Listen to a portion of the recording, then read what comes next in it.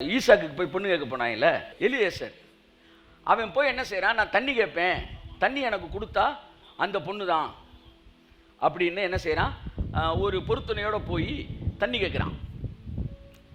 தண்ணி கேட்ட உடனே ரெபேக்கால் என்ன செய்கிறா, தண்ணி ஊற்றுனா, உடனே இவள் தான் தேவன் கொடுத்ததுன்னு. இது என்ன ஆகி போச்சுன்னா, இந்த ரெவலேஷன்லேயே அடுத்தடுத்து தொடர்ந்து ஜனங்கள் இப்போ அந்த கிணத்துக்கு போய் ஒருத்தன் தண்ணி கேட்குறான்னு வச்சுக்காங்களேன், பிப்ரவரி 14 போய் கொஞ்சம் தண்ணி தாமா அப்படின்னா அவன் ப்ரொப்போஸ் பண்ணுறான்னு அர்த்தம். தண்ணி கொடுத்தா வாங்கிக்கோங்க, இல்லை குடத்தை திருப்பி வேற எதுவும் கொடுத்தாலும் வாங்கிக்கலாம், தட்ஸ் குட். இப்போ இயேசு தண்ணி கேட்ட உடனே இது ஜூவிஷ் ட்ரெடிஷன் என்னன்னா, நாங்கள் உங்களிடத்தில் சம்மதங்களுக்கு, அப்போ அதனால சொல்கிறா, நீர் யூதனாக இருக்க, நாங்கள் சமாரியானா இருக்கிறோம். இப்போ இயேசுவை பற்றி என்ன ரெவலேஷன், யூதன், அவ்வளோதான் ரெவலேஷன்.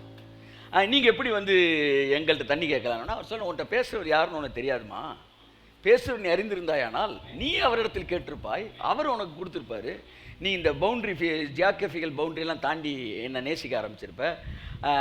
உன் கணவனை அணைத்து வா, 5 பேர் உனக்கு இருந்தார்கள் புருஷன் சொன்னோன்னே நீர் தீர்க்கதரிசின்ட்டா. அடுத்த ரெவலேஷன் என்னது, ப்ராஃபட். ஒரு ஜூவிஷ் யங் மேன் அப்படின்றது தாண்டி ப்ராஃபட்ன்ற இடத்துக்கு வர்றாரு. அடுத்து கொஞ்ச நேரம் கழிச்சு சொல்றாரு, அவர் கிறிஸ்து தானா, பாருங்கள், கிறிஸ்துன்ற வெளிப்பாட்டுக்குள்ள வந்துட்டான். ஆனா இந்த யூதாஸ் கடைசி வரைக்கும் இவர் மேசியான்றதை ஏத்துக்கவே இல்லை. கடைசி டயலாக் லாஸ்ட் சப்பர்ல எல்லாருக்கும் இந்த கம்யூனியனை கொடுக்கும்போது, உங்களில் ஒருவன் என்னை காட்டி கொடுப்பான் என்று இயேசு சொன்னபோது ஒவ்வொருவரும் கேட்கிறாங்க, அவரை பார்த்து, ஆண்டவரே நானா, ஆண்டவரே நானா, ஆண்டவரே நானான்னு கேட்கிறாங்க. ஆண்டவரே என்றால் மேசியா என்ற அர்த்தம்.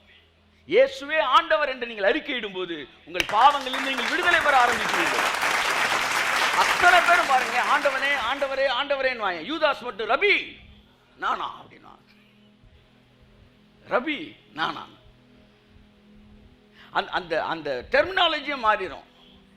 நான் பார்த்துருக்கிறேன், நல்லா கூட இருந்து பழகிட்டே இருப்பாங்க, அண்ணே அண்ணே அண்ணே, வெளியில் போயிட்டு தின்னு 6 மாதம் கழிச்சு என்ன பிரதர் நான் பிரதர், நான் டெர்மினாலஜியே மாறுது. ஏன்னா அந்த டேர்ம்ஸே மாறும் நம்ம பழகும்போது. இப்போ என்னன்னா, இவன் ரபின்றான், அதாவது இயேசுவை மேசியாவாக அவன் அங்கீகரிக்கவில்லை. அந்த மனநிலையோடு தான் அவன் என்ன செய்யறான், கம்யூனியனுக்குள்ள வரான்.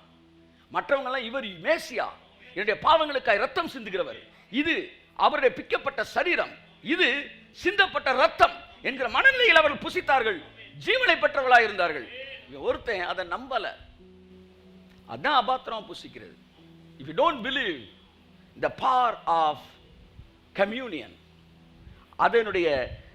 அதனுடைய வல்லமையை குறித்த நிதானம் இல்லாமல், நிதானிக்காமல் அவன் அவநம்பிக்கையோடு இயேசுவின் மீது சந்தேகத்தோடு அதை செய்து கொண்டிருந்தான்.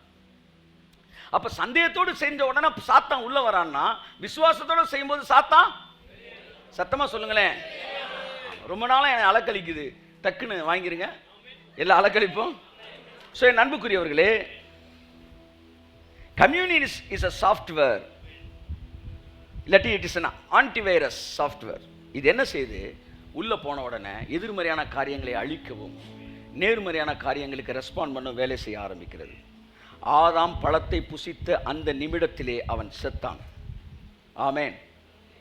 அவன் சரீரம் சாக ஆரம்பித்தது பாவம் செய்வதற்கு முன்பாகவே. அப்படியே நீங்கள் இந்த அப்பத்தையும் இந்த ரசத்தையும் அவருடைய இரத்தத்தையும் அவருடைய சரீரத்தையும் புசித்த மாத்திரத்திலே ஜீவன் உங்களுக்குள் பிரவேசிக்கிறது. உங்கள் சரீரமும் ஆத்மாவும் வாழ ஆரம்பிக்கிறது. உங்கள் சரீரம் ரெஃப்ரெஷ் ஆக ஆரம்பிக்குது. ஆமேன்னு சொல்லுங்க. ஆதாம் பழத்தை புசிச்ச உடனே சல்லுன்னு கிராஃபிக்ஸ் மாதிரி உடனே முடியெல்லாம் உதிர்ந்து கண்ணெல்லாம் வெளியே ஹாலிவுட் படத்தில் பார்க்குற மாதிரி சாகலை. பட் அந்த இடத்த கொஞ்சம் கொஞ்சமாக அடைய ஆரம்பிச்சிட்டான். வயசாக ஆரம்பிச்சிருச்சு, கண்ணுக்குள்ள சுருக்கம் வருது, அப்படியே முடியெல்லாம் லைட்டாக என்ன செய்து நரைக்க ஆரம்பிக்கிறது, அப்படியே உடம்பு தள்ளாட ஆரம்பிக்கிறது. இதெல்லாம் அப்படியே கிராஜுவலாக நடந்துச்சு. அறிவு வந்த உடனே வேகமாக நடந்துச்சு. இப்போ உங்களுக்குள்ள இதை சாப்பிட ஆரம்பித்த உடனே இளமை, ஆரோக்கியம், ஜீவன் கிராஜுவலாக ஸ்டார்ட் ஆகும். கை தட்டுங்க, கிராஜுவலாக, கமான் சே, கிராஜுவலாக அப்படியே வேலை பார்க்க ஆரம்பிக்குது. கை தட்டுங்க, உதவாமே, கிராஜுவலாக உங்களுக்குள்ள வேலை பார்க்க ஆரம்பிக்குது.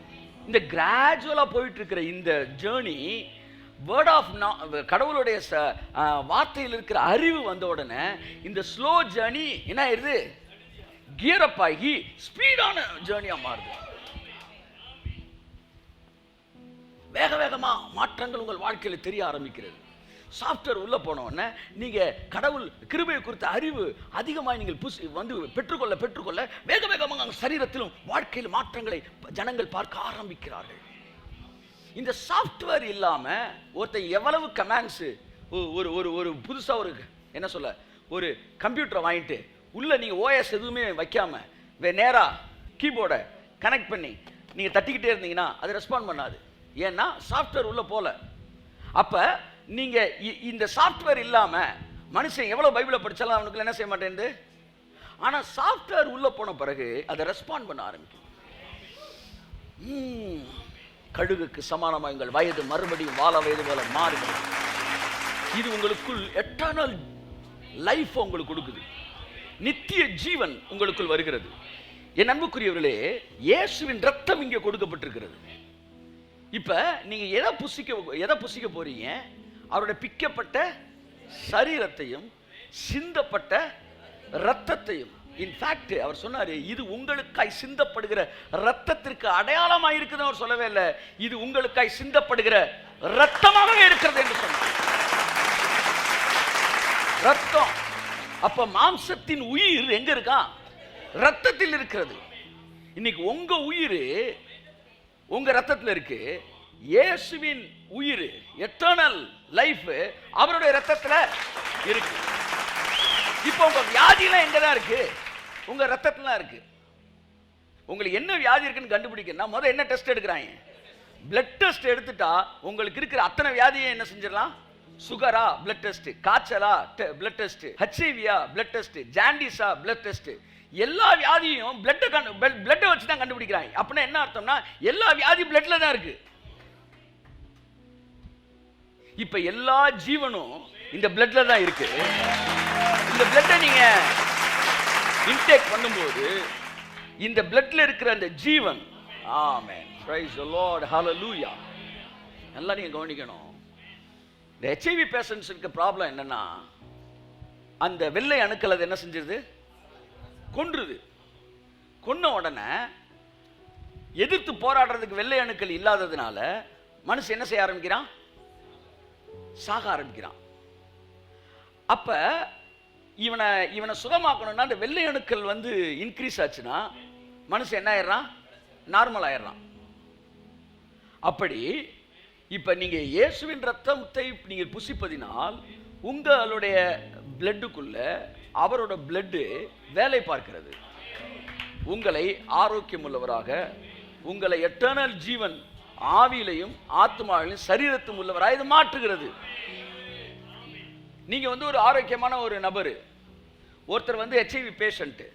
இப்போ உங்களை HIV பேஷண்ட்டா மாத்தனா என்ன செய்யணும்? அவர்கிட்ட பிளட் எடுத்து உங்களுக்கு பிளட் டொனேட் பண்ணிடணும். உங்களுக்கு பிளட் டொனேட் பண்ணிட்டா இன்று முதல் நீ HIV பேஷண்ட் என்று அழைக்கப்படுவாய். நீங்க எங்க ஃபேமிலிக்கு வந்துட்டீங்க, வெல்கம் டு HIV ஃபேமிலி அப்படி நீங்க உள்ள வந்துடுறீங்க. ஸோ பிளட்டை டிரான்ஸ்ஃபர் பண்ணா உங்களுக்குள்ள என்ன செஞ்சிடும்? அவர் குறிக்கிற எல்லா விஷயங்களும் வந்துடும். இப்ப இவர் என்ன செய்யறாரு? அவர் பிளட்டை டொனேட் பண்றாரு. ஆமென். பிளட்டை டொனேட் பண்ணி நீங்க வாங்கணும்னு சொல்றாரு, welcome to the eternal family.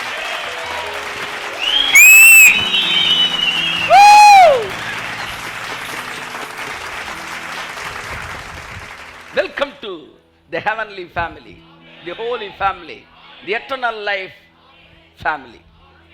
அதாவது நித்திய ஜீவன் பெற்ற குடும்பத்திலே உங்களை நான் வரவேற்கிறேன். என் அன்புக்குரியவர்களே, இதோ இதை புசித்த மாத்திரத்திலே நாம் அந்த குடும்பத்தின் அங்கத்தினராய் மாறுகிறோம். ஆமென்.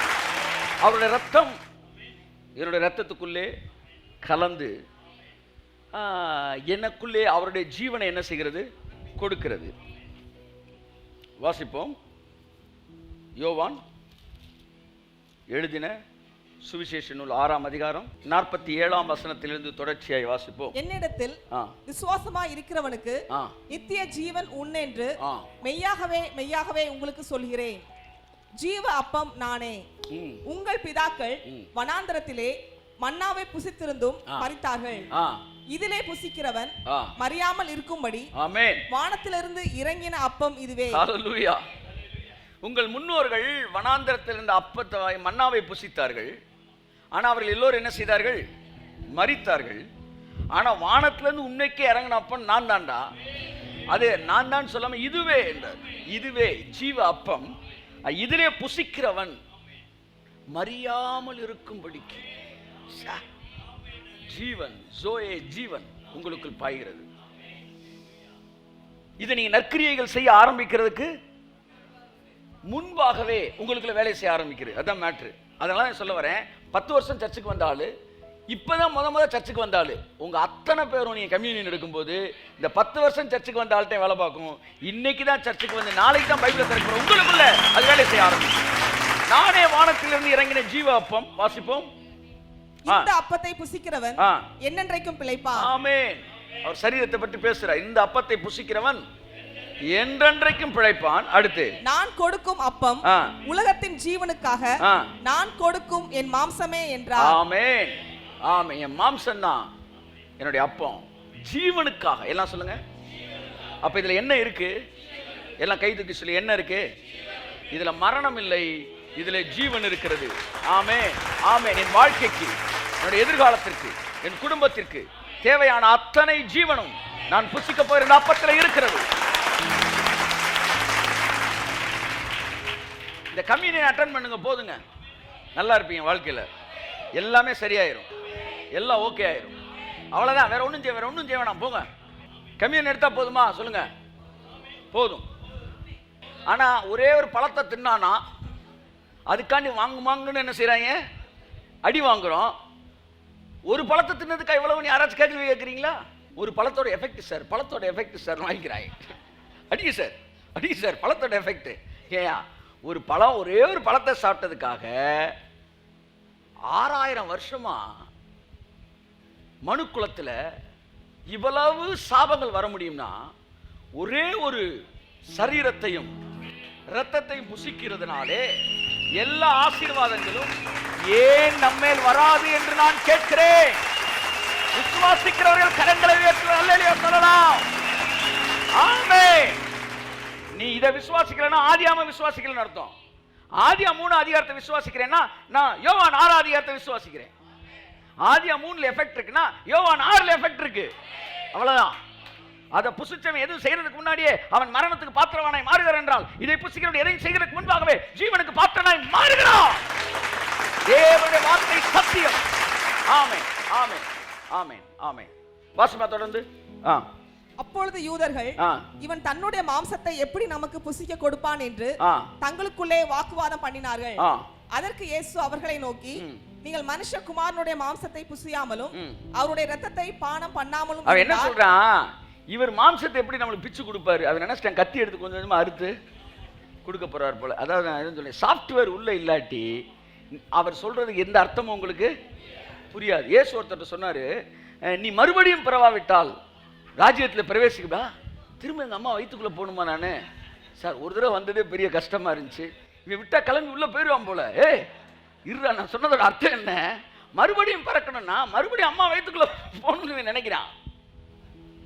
ஏன்? விழுந்து போன மனசு அதைத்தான் யோசிக்குது. அப்படிதான் ஏசு, நீ மறுபடியும் பிறவாவிட்டால் அதுக்கு அர்த்தம் திரும்ப நீ குழந்தையா பிறக்கணும்னு அர்த்தம் இல்லை. அப்ப என் சரீரத்தை நீ புசிக்கணும்னு சொன்னப்ப இதை சாப்பிட்றது எப்படி சரீரத்தை புசிக்கிறத மாறிடும்? உங்க சொத்தை எனக்கு கொடுக்குறீங்கன்னு ஒண்ணு உங்க வீட்டை அடியோட பேத்து சொல்லுங்க, நல்லா கையை இப்படி பிடிச்சிக்காப்பான்னு சொல்லி அந்த வீட்டை தூக்கி தலையில வைக்கிறீங்க. வீடு அங்கேயே தான் இருக்கு. ஆனா ஒரே ஒரு பேப்பர் மட்டும் உங்களுக்கு வருது. அந்த பேப்பர் வந்தோடனே வீடு கையை தட்டு நல்லா நல்லா நல்லா. ஆமென். ஒரு பத்திரம் அங்க கையெழுத்த போட்டு இங்க வந்த உடனே வந்தது பேப்பர்ல சார் 50 கோடி ரூபாய் சொத்து. அப்படித்தான் நீங்க பெற்றது அப்பம் அல்ல, இயேசுவின் சரீரம். இயேசுவின் சரீரம் தான் அதற்கு அடையாளமான இந்த அப்பத்தை நீங்கள் புசிப்பதினாலே, ஒரு பத்திரத்தை வாங்குறதுனால சொத்துக்கு நீங்க அதிபதி ஆகிறது போல இந்த அப்பத்தை புசிப்பதினால இயேசுவின் சரீரத்தை புசித்தவர்களாய் மாறுகிறீர்கள். பிசாசின் ஜீவன் ஆதாமுக்குள்ள வர்றதுக்கு பிசாச கடிச்சான், பழத்தை புசிச்சான், அவனுடைய ஃபுல் ஆக்டிவேஷன் இவனுடைய கண்ட்ரோலுக்குள்ள வந்துருச்சு. அன்புக்குரியவர்களே, அடுத்து 53 வாசிங்க. அதற்கு இயேசு அவர்களை நோக்கி, நீங்கள் மனுஷகுமாரனுடைய மாம்சத்தை புசியாமலும் அவருடைய இரத்தத்தை பானம் பண்ணாமலும் இருந்தால் உங்களுக்குள்ளே ஜீவன் இல்லை என்று மெய்யாகவே மெய்யாகவே உங்களுக்கு சொல்கிறேன். இயேசுநாதர் கம்யூனியன் குடிக்கும் போது இதை சாப்பிடலன்னா உனக்கு ஜீவனே கிடையாதுன்னாரு. எதுல எல்லாம் பயம் இருக்கோ அதுல எல்லாம் ஜீவன் இருக்கு. ஆமென். வாசிமா தொடர்ந்து. என் மாம்சத்தை புசித்து என் இரத்தத்தை பானம் பண்ணுகிறவனுக்கு நித்திய ஜீவன் உண்டு. கை தட்டுங்களேன். இந்த நித்திய ஜீவன் என்பது பரலோகத்தில் உங்களுக்கு இருக்கிற வாழ்க்கையா இருக்கலாம், அல்லது இந்த பூமியிலே நீங்கள் பெற்றுக்கொள்கிற எட்டர்னல் லைஃபா இருக்கலாம். எந்த மீனிங்கை நீங்க போட்டாலும் அது பாசிட்டிவான மீனிங்கை தான் கொடுக்குது. when you have eternal life inside of you, you have a place in heaven. ஆமென் சொல்லுங்க. so both are same. அதை இதை நீங்க பிரிக்க வேணாம். நித்திய ஜீவன்னா பரலோகம் அப்படின்னா இட்ஸ் குட், ரைட். அது கூட செகண்ட் லெவல் பிளெஸிங் தான். நித்திய ஜீவன்ற உங்களுக்குள்ள வருதுன்னா அது ஃபர்ஸ்ட் லெவல் பிளெஸிங். என்னன்னா பரலோகத்துக்கு போறதுக்கு முன்னாடியே பரலோக வாழ்க்கையை பூமியில நீங்க அனுபவிக்க ஆரம்பிச்சிருக்கீங்க இதை புசிப்பதினாலே. ஆமென் ஆமென். வாசிங்க தொடர்ந்து. அப்ப இதை புசிச்சா நித்திய ஜீவன் கிடைக்கலாம் அப்படின்னாரா, உண்டு அப்படின்னாரா? சொல்லுங்க. உண்டு. அப்ப கன்ஃபார்மா உண்டு. எவ்வளவு சிம்பிளானவே வச்சிருக்காரு பாருங்க. இதை புசிச்சா ஆனா போறவர்கள் ஏத்துக்க மாட்டாங்க. ஆனா அதை புசிச்சா சாபம்னா அதை ஏத்துக்குவாங்க. அடி வாங்குவதற்கு ஒரு கிரியை, ஒரு மட்டமான கிரியை, ஒரே ஒரு பழத்துக்காகத்தானான்னு கேட்காம அதை வாங்கின சபை. ஆனா எல்லா ஜீவனுக்கும், ஆசீர்வாதத்துக்கும், உன் வாழ்க்கைக்கும், உன்னுடைய நல்வாழ்வுக்கும், உன் சந்ததிக்கும், உன் குடும்பத்துக்கும், ஐஸ்வர்யத்துக்கும், சமாதானத்துக்கும், நல்ல வாழ்க்கைக்கும், நீடிய வாழ்வுக்கும் ஆதாரமாக இந்த ஒன்றை புசித்தால் போதும், உனக்கு திறக்க வேண்டிய அத்தனை கதவுகளும் உனக்கு திறக்க ஆரம்பிக்கும் என்று நான் சொல்கிறேன். சார், ஒரு வேகமா ஒரு லாரி வருது சார். ஒரு டிராபிக் போலீஸ் நின்றுகிட்டே இருக்கிறாரு. அவர் கையில் என்ன இருக்கு? ஸ்டாப் போர்டு இருக்கு. ஆனா அவர் என்ன செய்யறாரு? பதட்டத்தில் ஆவியில் நிறைஞ்சிடறாரு. ஆண்டவரே, அவன் வேகமா வர்றான், வந்து கடத்தல் லாரி வருது, இது எப்படி வந்து இல்லை கடத்தல் லாரி ஏதோ ஒரு லாரி வருது, இது எப்படி நிப்பாட்டுறதுன்னு சொல்லி அவன் ஜெபிக்கிறதுனால வந்து ஒன்றும் அங்கே நடக்க போகிறது கிடையாது. இல்லை, உடனே ஒரு கமிஷனருக்கு அடிச்சிட்டான் ஃபோன். சார், வந்து ஒரு லாரி வருது சார். வந்து கமிஷனர் என்ன சொல்லுவார்? அங்கேயே இருப்பாத, நானே வந்துடுறேன் அப்படின்னு வரா? இல்லை, அவர் என்ன சொல்லுவார்? உன் கையில் என்ன இருக்கு? ஸ்டாப்னு ஒரு போர்டு இருக்கு, அதை நீட்டுறா, அதை நீட்டு. அதை நீட்டினா அது எவ்வளோ பெரிய வல்லமையான லாரியா இருந்தால் உனக்கு முன்னாடி அது என்ன செய்யும்? நிற்கும். ஒருவேளை நிற்கலைன்னா அப்புறம் சொல்லு, நான் வந்து போர் சொன்னேன். அப்போ பயன்படுத்தப்படாத அதிகாரம் எதுவுமே, நீங்கள் ரோட்டில் போறீங்க, ஏதாச்சும் போலீஸ்கார வந்து என்ன நிற்காம போகிறேன்னு கேட்க முடியுமா? எதுக்கு நிற்கணும்னு கேட்பீங்க. அவர் கையை காட்டி நிற்கலன்னா தான் அது அஃபென்ஸு. அப்போ உங்கள் கையில் இருக்க அதிகாரத்தை நீங்கள் பயன்படுத்தாமல் பிசாசு வேலை பார்த்துக்கிட்டு இருக்கிறான். ஆமாம், அவனாச்சும் வேலை பார்க்கட்டும், நீ தான் வேலை பார்க்க. Use your authority. ஆமென். என் அன்புக்குரியவர்களே, தேவனுடைய வல்லமை நமக்கு முன்பாக இருக்கிறது. வாசிப்ப தொடர்ந்து. நான் அவனை கடைசி நாளில் எழுப்புவேன். என் மாம்சம் மெய்யான போஜனமாய் இருக்கிறது, என் இரத்தம் மெய்யான பானமாய் இருக்கிறது. என் மாம்சத்தை புசித்து என் இரத்தத்தை பானம் பண்ணுகிறவன் என்னிலே நிலைத்திருக்கிறான், நானும் அவனிலே நிலைத்திருக்கிறேன். ஆமென். இதை நீங்க வந்து புசிச்ச உடனே நீங்க நிலைச்சு நிற்க ஆரம்பிக்கிறீங்களா? அப்படின்னா என்ன சொல்ல வர்றா? நீங்க எனக்கு பிள்ளை ஆயிருவீங்கன்னு சொல்ல வர்றாரு. அதாவது அடிமையானவன் என்றென்றைக்கு வீட்டிலே நிலைத்திருப்பதில்லை, குமாரனே என்றென்றைக்கும் நிலைத்திருக்கிறான். இதை புசிக்கிறவன் என்னில் நிலைத்திருப்பான்னு என்ன சொல்ல வர்றான்? இதை புசிச்ச உடனே நீ என் பிள்ளையா மாறிடுற, அதனால இனிமே நீ என்னை விட்டு பிரிஞ்சு போகவே முடியாது. ஏனென்றால் எனக்குள் ஓடுகிற ரத்தம் உனக்குள் ஓடுகிறதாய் மாறுகிறது, எனக்குள்ள ஏற்படுற சிம்டம்ஸ் உனக்குள்ள வர ஆரம்பிக்குது. எனக்குள்ள ஏற்படுற வைப்ரேஷன் உனக்குள்ள வர ஆரம்பிக்குது, எனக்குள்ள இருக்கிற ஜீவன் உனக்குள்ள வர ஆரம்பிக்கிறது. எனக்குள்ள இந்த ஜீவன் என்னவெல்லாம் செஞ்சுச்சோ அதையெல்லாம் உன்னை வைத்து உனக்குள்ளே உன் குடும்பத்துக்குள்ளே இந்த ஜீவன் செய்து முடிக்கும். ஆமென், ஆமென், ஆமென்.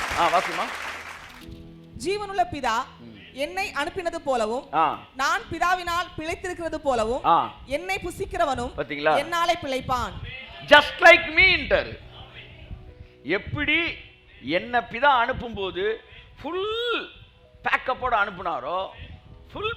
அனுப்புனாரோ அதே மாதிரி இதை நீ புசிச்சிட்டினா நீ திரும்பி போகும்போது எப்படி போறீனா, பிதா இயேசுவை அனுப்பும்போது இயேசு எப்படி வந்தாரோ அப்படி நீங்கள் வீட்டிற்கு போகும்போது இயேசுவை போலவே உங்கள் வீடுகளுக்கு நீங்கள் கடந்து செல்லுகிறீர்கள்.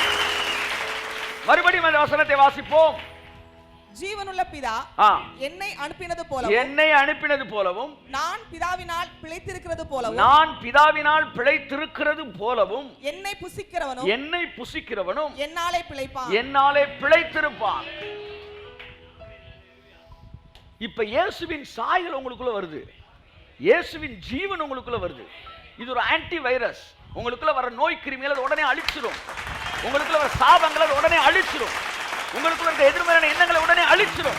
அது ஒரு வல்லமையுள்ள சாஃப்ட்வேர், அது வல்லமையுள்ள ஒரு தேவனுடைய ரத்தம். அது உங்களுக்குள்ள வேலை செய்து கொண்டே இருக்கும். இரவும் பகலும், நீங்கள் தூங்குற நேரமும், நீங்கள் விழிக்கிற நேரமும், நீங்கள் ஜெபிக்கிற நேரமும், நீங்கள் நடக்கிற நேரமும் இந்த வல்லமை உங்களுக்குள்ள கிரியை செய்து கொண்டே இருக்கும். உங்கள் ஜீவன் பரிபூரணம் அடையும் வரைக்கும் அது வேலை செய்து கொண்டே இருக்கும்.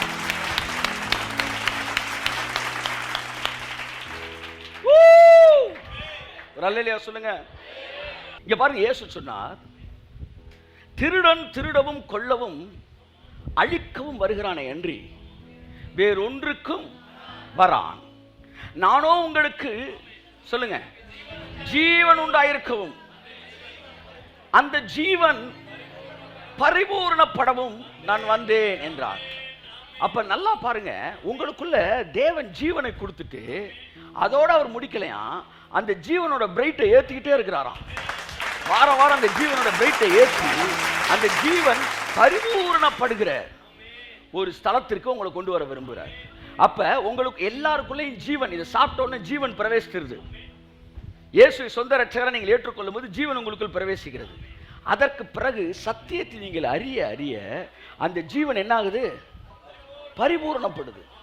Brighter brighter brighter brighter brighter to brighter, glory to glory. அதெல்லாம் பூரணமாகி அதெல்லாம் பரிபூரண லெவலுக்குள்ள உங்களுக்கு என்ன செய்து வருது. என் அன்புக்குரியவர்களே, இங்க பாருங்க, இந்த லைட்டுக்குள்ள ஜீவன் இருக்கு, பரிபூர்ண ஜீவன் இருக்கு. இப்ப பாருங்க, இது லைட்டு தான். ஆனா இந்த லைட் எப்படி இருக்கு? டிம்மா இருக்கு. ஆனா இது லைட் இருக்கு. இப்ப தேவனை நீங்க இயேசு சொந்த ரட்சகராக ஏற்றுக்கொண்ட உடனே இந்த ஜீவன் இப்படி பிரவேசிச்சிருது. அடுத்து நீங்க சத்தியத்தை கேட்க கேட்க இது அப்படியே பிரைட் ஆகி, இப்படியே பிரைட் ஆகி அப்படியே கம்ப்ளீட்டா இந்த ஜீவன் பரிபூரணப்படுகிறது. கரங்களை தட்டி கர்த்தருக்கு நன்றி சொல்லுவோம். சரி, இந்த பரிபூரண ஜீவன் எங்க இருந்துச்சு? இங்க பாருங்க, இங்க பாருங்க. இப்ப ஜீவன் இருக்கு பாத்தீங்களா? இப்ப பரிபூர்ண ஜீவன் வெளியில இருந்து வருதா? இப்ப பரிபூர்ணமா எரிஞ்சிச்சுல. இந்த பரிபூர்ண ஜீவன் இப்ப எங்கதான் இருக்கு? உள்ளதான் இருக்கு. நான் ஜீவனை வாங்கும் போது அந்த ஜீவனுக்குள்ள சகல பரிபூர்ணமா அதுக்குள்ளதான் இருக்கு. நான் சத்தியத்தை அறிய அறிய அறிய அறிய அறிய அது அப்படியே அந்த ஜீவன் பரிபூர்ணம் அடைகிறது. பாருங்க, இந்த பின்னாடி இருக்கிற இந்த நாபு, இந்த ரெகுலேட்டர் இருக்கு பாருங்க, இதுதான் சத்தியம். the more you know the knowledge, இது கூட கூட கூட கூட கூட இந்த ஜீவன் அப்படியே பிரைட் ஆகுது. இப்போ உங்களுக்குள்ள இருக்கிற இந்த ஜீவன், டிம்மான ஜீவன் அடுத்த வாரம் ஒரு பிரைட்டான ஜீவன் அவர் கொண்டு வரல. இந்த ஜீவனுக்குள்ளேயே சகல பரிபூரணத்தோடு தான் உங்களுக்குள்ள வைக்கிறாரு. சத்தியத்தை அறியும் போது அந்த ஜீவன் பரிபூரணப்பட ஆரம்பிக்கிறது. ஆமென், ஆமென். அதைத்தான் இயேசு சொன்னார், நானோ உங்களுக்கு ஜீவன் உண்டாயிருக்கவும். ஃபர்ஸ்ட். ரெண்டாவது, அந்த ஜீவன் பரிபூரணப்படவும் நான் வந்தேன். கை தட்டுங்க. ஆமென்.